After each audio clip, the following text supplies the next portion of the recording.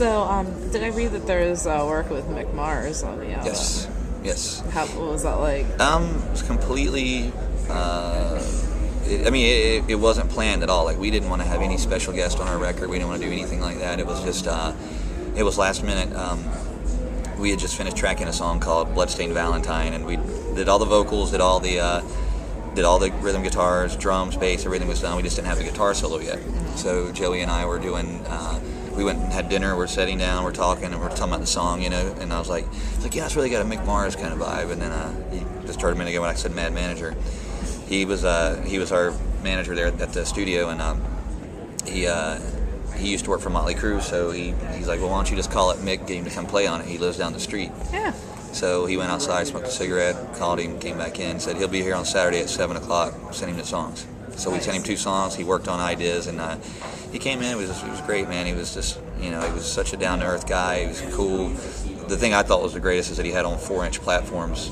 He walked in, still wearing them, and he recorded everything. He used a lot of whammy and wah pedals on this. So he was never seen anybody do this. He was working on, like almost like a double bass thing, and he had platforms on the whole time. And he's so zoned into doing all those things like Kickstart My Heart, the tremolo stuff you hear in the beginning. So we got him to do that on the record, and it was just really cool to be as close as you and I are. And I'm sitting there watching him track and play on our song. I'm just going, wow. I remember in '84, my brother brought me into his room and put on Shout at the Devil on vinyl and scared the shit out of me.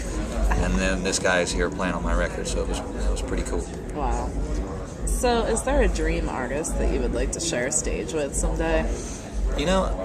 I've been really, really fortunate that I played with everyone and met just about everyone I've ever wanted to. I mean, when I played with Alice Cooper the first time, I was like, this is fine with me, and so I've done tours with him now for years. I heard he takes almost like a fathering effect.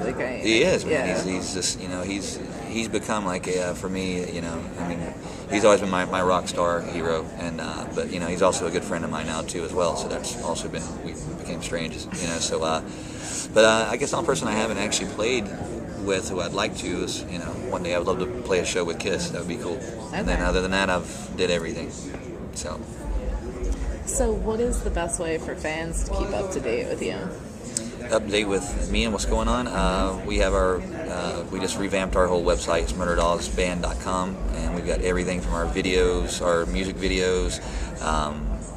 Joey and I have been doing these Mad Manager videos. If you need to check those out, we just terrorize him, and he terrorizes us. And then we have we're just idiots on tour. That's why I'm about your flip cam here. We record all of our stuff on the flip cam, and we've been doing this thing called murder pranks as well, where we just kind of prank people. We prank our managers and all this stuff, and so we're fun. So our website is just chock full of just ridiculous stuff. We're a fun band. We don't.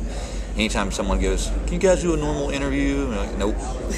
They asked us to do something one day, and they were like, "Can you guys do a small video announcing one of your shows?" And we were like, "No." "Can we do it with sock puppets?" And they, okay. So we did sock puppet videos. Nice. So anything that bands do, we try to do it different. So, it makes us laugh too. Speaking of puppets, is there anything going on with the Weirdo with Go-Go stuff? Oh my god.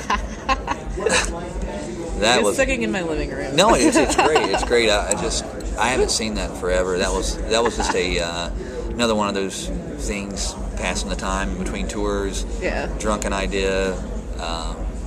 That's how that happened. And if it ever happens again, who knows? But a little insight is people may not know. The guy that did all the voices for it is actually the guitarist in Murder Dogs now. Oh, nice. So the guy that did mainly all the puppet voices, Ramon Sermon. So that was he and I's drunken concoction of Sesame Street on crack, I guess. Yeah. Or on Southern Comfort for that day. That's a good piece of trivia. Yeah. So is there a song off the new album that holds a special place in your heart, and why? Many of them. This record for me is different just for the fact that I approached it a lot different. Like the first record was, was more tongue-in-cheek and just campy kind of horror stuff, and this record has its elements of that too, but it also took on some serious stuff this time. And the first single, My Dark Place Alone, that's another song that's just it's a fun song to play and everything, but it's also song about the last 5 years of everything that's been fucked up in my life and all that. So that one's kind of close to me on that. And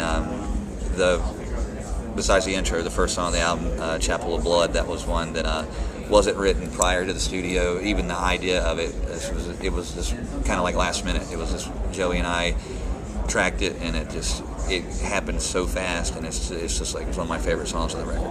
It's just evil as fuck, and it makes you want to punch babies from what I've heard. So That's lovely. that's a good feeling.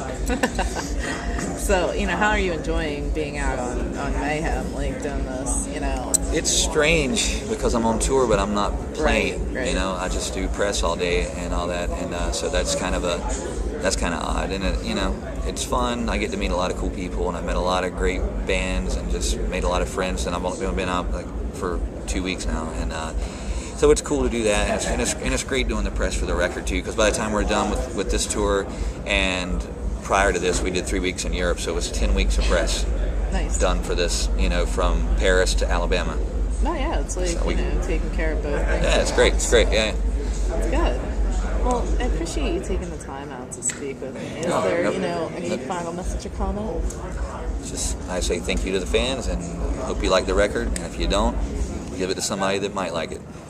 Great. Well, thank you so much. Cool, thanks.